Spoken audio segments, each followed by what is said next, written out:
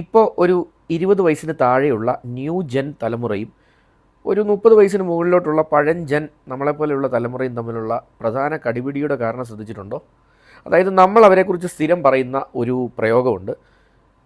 ഇവർക്ക് മറ്റുള്ളവരോടൊരു കൺസിഡറേഷൻ ഇല്ല, അല്ലെങ്കിൽ ഇവർ ഭയങ്കര തൻകാര്യക്കാരാണ് എന്ന് നമ്മൾ പറയാറുണ്ട്. ഇതിന് പല കാരണങ്ങളുണ്ട്. കാരണം നമ്മൾ ശീലിച്ചു വന്ന ചില രീതികളുണ്ട്. അതായത് ഏറ്റവും മികച്ചത് മറ്റുള്ളവർക്കുള്ളതാണ് എന്നുള്ളൊരു മനസ്ഥിതി നമ്മൾ ചെറുത് മുതലേ ശീലിച്ചിട്ടുണ്ട്. നമ്മുടെ തലമുറ പണ്ട് മുതലേ ശീലിച്ചിട്ടുണ്ട്. നമ്മുടെ മുൻ തലമുറ അത് വളരെയധികം ശീലിച്ചിട്ടുണ്ട്.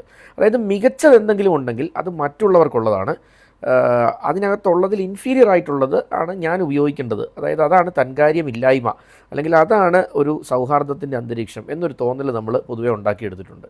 ഒരു ഉദാഹരണം പറഞ്ഞാൽ, വീട്ടിൽ ഒരു പഴക്കൊല പഴുത്താൽ അതിലെ ഏറ്റവും നല്ല തുടുത്ത് മുഴുത്ത പഴങ്ങളൊക്കെ മറ്റുള്ളവർക്ക്, വരുന്നവർക്ക്, അതിഥികൾക്കൊക്കെ കൊടുക്കുക. നമ്മളതിനകത്ത് കുറച്ച് കറുപ്പ് വന്നതൊക്കെ എടുത്ത് കഴിക്കുക.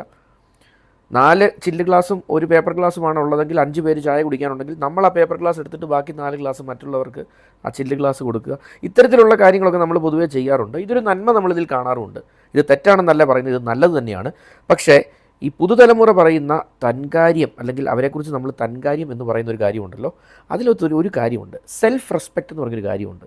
ഈ പുതുതലമുറയുടെ പ്രത്യേകത അവർക്ക് തന്നെ നല്ല വാല്യൂ കൊടുക്കുന്നു എന്നുള്ളതാണ്. നമ്മൾ നമുക്ക് കൊടുത്തിരുന്ന വാല്യൂവിൽ കൂടുതൽ അവർക്ക് കൊടുക്കുന്നു, അങ്ങനെ കരുതിയാൽ മതി. ഇത് രണ്ടും നല്ലതല്ലെന്നോ അല്ലെങ്കിൽ പ്രശ്നമാണെന്നോ അല്ല ഞാൻ പറയുന്നത്. പഴയ തലമുറ, നമ്മളുടെ തലമുറ ചെയ്തത് മോശമാണെന്നല്ല ഞാൻ പറയുന്നത്. തീർച്ചയായിട്ടും ഈ പുതുതലമുറയെ നമ്മൾ തൻകാര്യക്കാർ എന്ന് വിശേഷിപ്പിക്കുമ്പം അതിൻ്റെ മറ്റൊരു വശം കൂടെ നമുക്കൊന്ന് കാണാൻ ശ്രമിക്കാം. അവർ കുറച്ചുകൂടെ സെൽഫ് റെസ്പെക്റ്റ് ഉള്ളവരാണ്. അവർ തന്നെ കുറച്ചുകൂടെ വാല്യൂ ചെയ്യുന്നു. നമ്മളുടെ തലമുറ നമ്മളെ വാല്യൂ ചെയ്തിട്ടില്ല എന്നുള്ളതൊരു സത്യമാണ്. അല്ലെങ്കിൽ 10 പേരെ ഒരുമിച്ച് കൂടുമ്പോൾ അതിനകത്ത് ഏറ്റവും കുറവ് വാല്യൂ എനിക്ക് തന്നെ കൊടുക്കുന്ന ഒരു രീതി നമ്മളുടെ പഴയ തലമുറയ്ക്ക് ഉണ്ടായിരുന്നു.